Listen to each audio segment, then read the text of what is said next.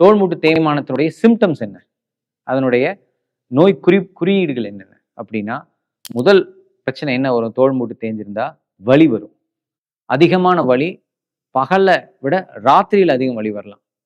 அந்த சைடு திரும்பி படுக்க முடியாது. ஷர்ட் போட்டு கழட்டுறது, அன்றாட வேலைகள் செய்யறது, சின்ன வெயிட் தூக்குறது, இது எல்லாமே வலியை கொடுக்கும்.